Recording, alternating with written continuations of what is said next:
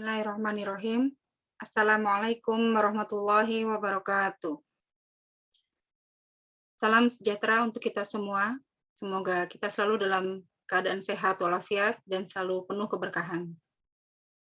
Perkenalkanlah saya Mailisa Indriarti, ingin membacakan presentasi saya kali ini dengan judul Strategi Pemasaran Pendidikan dalam Meningkatkan Citra Sekolah.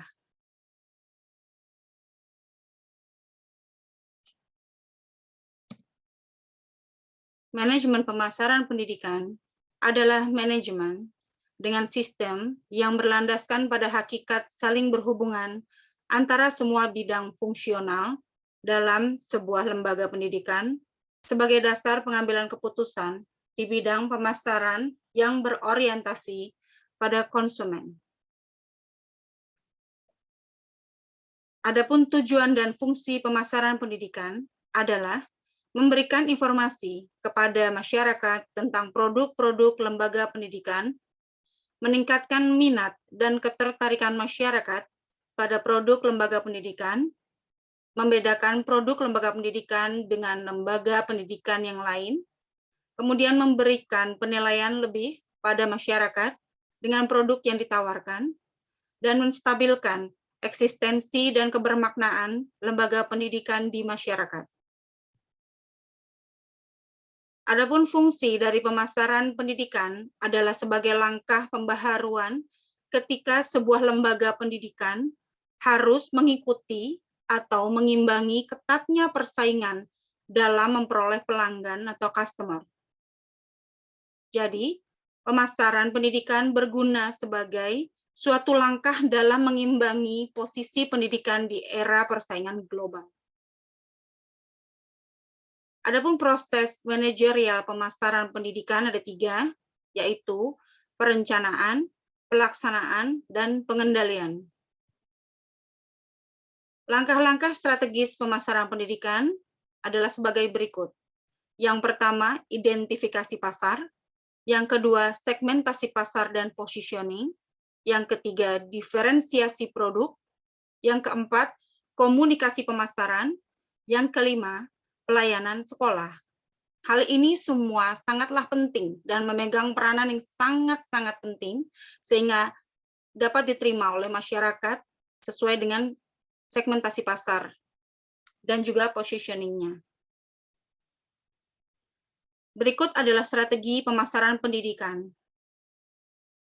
Sebagai langkah-langkah strategis pemasaran pendidikan, sebelumnya saya sudah sampaikan di slide sebelumnya, ada identifikasi pasar, segmentasi pasar dan positioning, kemudian diferensiasi produk, kemudian komunikasi pemasaran, dan pelayanan sekolah. Kelima hal ini adalah yang akan membuat citra atau image baik terhadap pendidikan. Dan berikut adalah langkah menjadikan organisasi lebih baik, yaitu dengan adanya kehandalan, responsif, kemudian keyakinan bahwa lembaga tersebut akan maju, kemudian adanya empati, kemudian berwujud. Adapun realisasi pemasaran strategis lembaga pendidikan adalah dengan penerbitan majalah, pembuatan rubrik di radio, juga film dokumenter, kemudian penyelenggaraan pameran, dan menggunakan media massa. Hal-hal ini adalah sebagai publisitas atau publikasi, dan juga sebagai sarana periklanan. Ciri organisasi jasa yang baik adalah yang pertama, konsep strategis yang memiliki fokus pada konsumen, komitmen kualitas dari manajemen puncak, penetapan standar yang tinggi, kemudian sistem untuk memonitor kinerja jasa, selanjutnya sistem untuk memuaskan keluhan pelanggan, dan memuaskan karyawan sama dengan pelanggan. Berikut adalah penerapan pemasaran pendidikan. Ada produk, price, place, promotion, people, physical evidence, dan proses. Yang menimbulkan citra baik bagi lembaga pendidikan adalah sebagai berikut. Yang pertama, membenahi gedung sekolah yang menghadap ke jalan secara dengan desain yang baik, sehingga menarik perhatian masyarakat.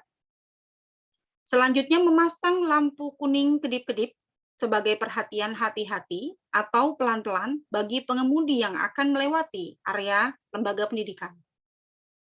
Selanjutnya, kerjasama dengan media. Kemudian, yang menimbulkan citra baik bagi lembaga pendidikan tidak lepas dari gencarnya kepala sekolah mengadakan pidato-pidato, menghadiri pertemuan-pertemuan, dan menginformasikan lembaganya dengan baik. Kemudian memberikan konsultasi dan nasihat-nasihat yang diperlukan sebagai layanan masyarakat. Selanjutnya, mengadakan peringatan-peringatan hari besar keagamaan. Hal ini diperlukan supaya masyarakat itu mudah ingat dengan lembaga pendidikan yang mengadakan event-event tertentu seperti itu. Ada satu kata mutiara pendidikan dari Bapak Pendidikan kita, yaitu Bapak Ki Hajar Dewantara. Ing ngarso sung tulodo, ing madyo mangunkarso, tutwuri handayani. Yang artinya, di depan, seorang pendidik harus memberi teladan yang baik. Di tengah atau di antara murid, guru harus menciptakan prakarsa dan ide.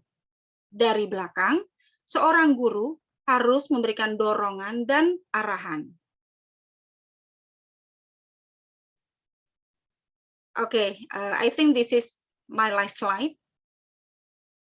There's a quote from Leonardo da Vinci. Learning is the only thing the mind never exhausts, never fears, and never regrets. By Leonardo da Vinci, penemu dan polimath.